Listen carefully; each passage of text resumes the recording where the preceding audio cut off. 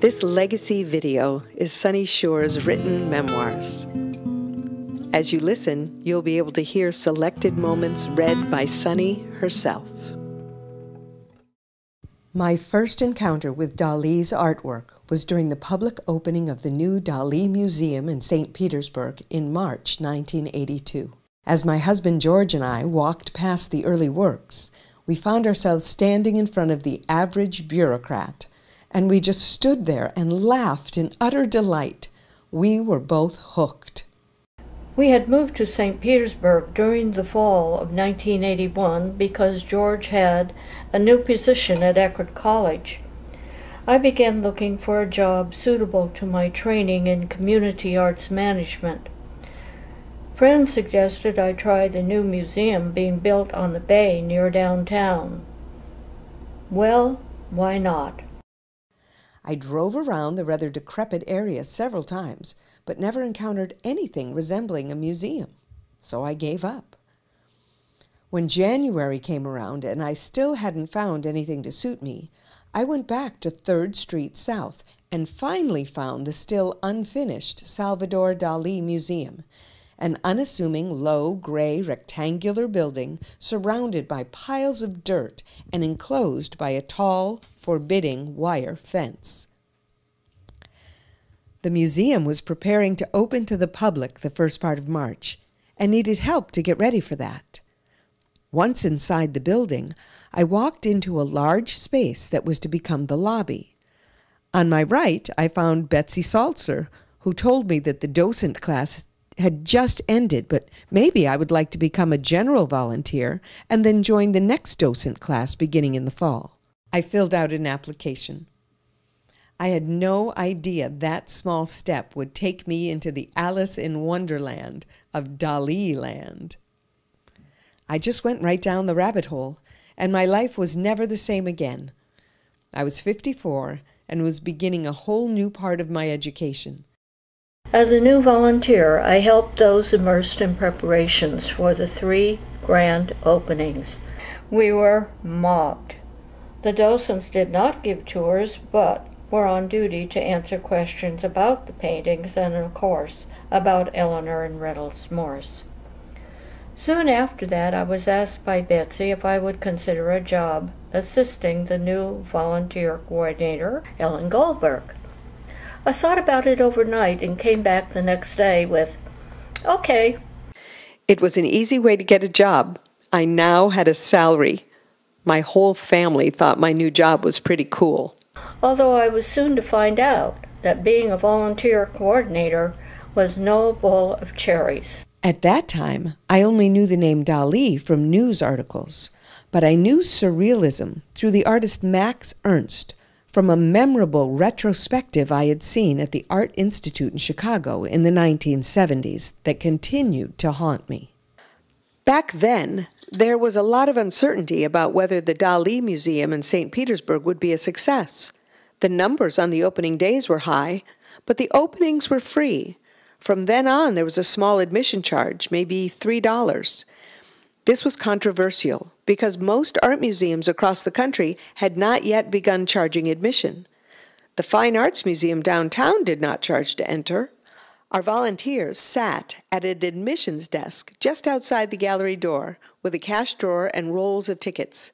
We'd collect the cash several times a day and count it at day's end. Reynolds Morse, whose collection is the basis for St. Petersburg's Dali Museum, didn't have a museum model in mind for this new repository for his Dali collection. Staff members were added as the need arose and the budget allowed. We were a tight ship back then, but flexible. Betsy Salzer, Director of Public Relations, and Joan Croft, whose title was both director and curator, had come with the Morrises from Cleveland. From the very beginning, I came in early and stayed late. In the fall, I joined the docent class, taught jointly by Joan and Jill. I needed to do tours when docents didn't show up, but mostly I wanted to know more about Dali and his enigmatic paintings. The first year of operation, we were short of docents. We hadn't anticipated how many tours we would need. It soon became very apparent the docent tours were paramount to help visitors understand Dali. The first year, docents did tours back to back. It was hard. And so it went. But even after Stu became director, we all knew Reynolds Morse was the real boss. I did join the docent class the following fall because I was needed to do tours. I would see Mr. Morse now and then, but generally he left us alone.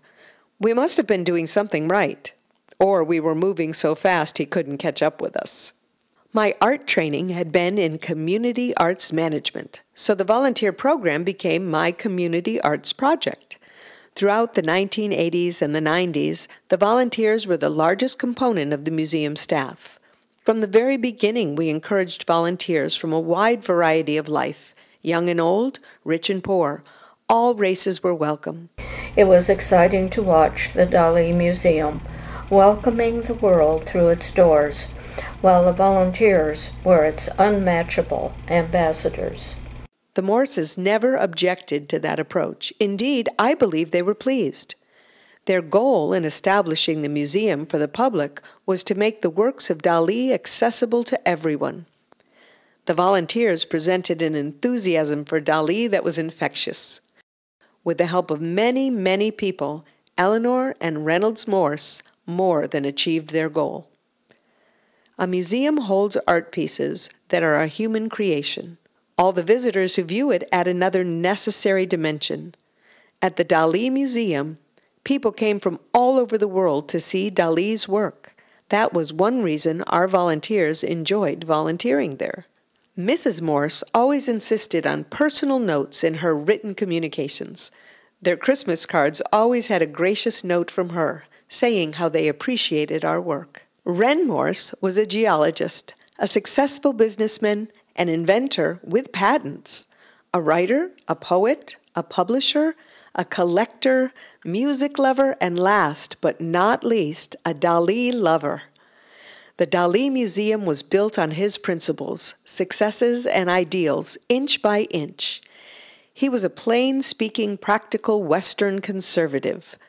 What lay in his mind is what came out of his mouth in a very down-to-earth manner that sometimes shocked people and could make those around him somewhat nervous.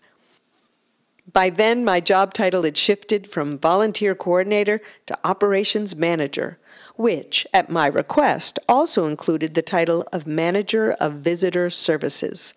My job covered a diversity of tasks and responsibilities. I became aware just how diverse when one day I found a large box of loose keys on the top of my desk, left by Joan Croft, the museum's curator. They were museum keys of all sorts, unlabeled.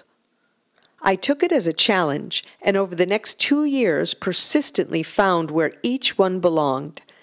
As operations manager, I supervised the facility manager, contractors for heating and cooling, security guards, and alarms. I wrote and instituted plans for emergency evacuation and safety and the training of the staff for such occurrences. Each year, as we geared up for the Florida hurricane season, I would worry my way through it.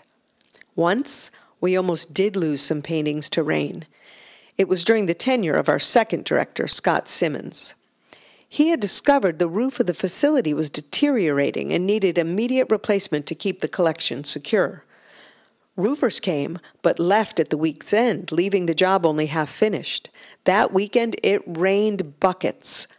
When I entered the museum, I immediately spotted water on a lobby wall, and as I looked around, I saw more and more. I hurried to open the gallery and saw water coming down the east wall where the paintings were hung.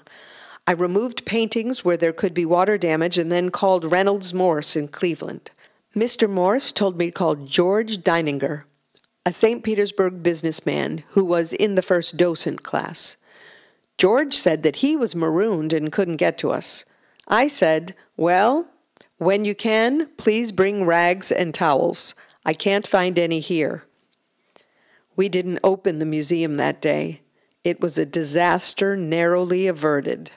Summers are hot in Florida, and we always worried when visitors had animals in their car. Some would ask to bring them inside. One particularly outstanding visitor was a huge pink poodle. We decided to check him behind the desk. He attracted a lot of attention before he was checked out by his owner. Throughout the years, I also was the Sunday manager. On one Sunday, I arrived and saw a huge line of people forming outside the museum. They were deadheads who had come for the Grateful Dead concert at USF the night before. I remember how polite they were and patient. I was manning the admissions desk alone that day.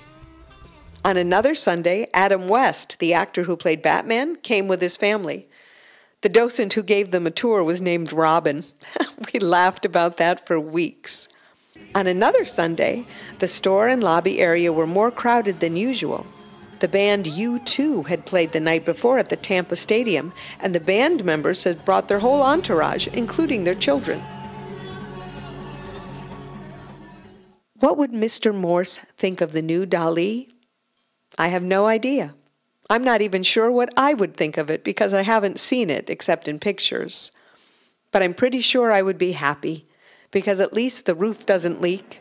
The paintings are safe. In 1994, I became the first staff member to retire. George and I moved to Oregon closer to our family. When George died suddenly in 1996, I returned to St. Petersburg and my many friends. And guess what? I became a Dali Museum volunteer. Well, why not? In 2004, at age 75, I moved back to Oregon. I've lived in Portland ever since. What did I learn from my time working and volunteering for the Dali? I learned from the visitors that human beings love to learn. Museum visitors found the unexpected at the Dali Museum. They discovered the awesome mind and talent of Salvador Dali, and they loved it. Luckily, I found it too, and it changed and enriched every part of my life. What I learned from working at the museum could fill an encyclopedia. The Dali left me with many wonderful memories, and best of all, stories to tell. My stories could go on and on and on. Thanks for the memories, Senor Dali.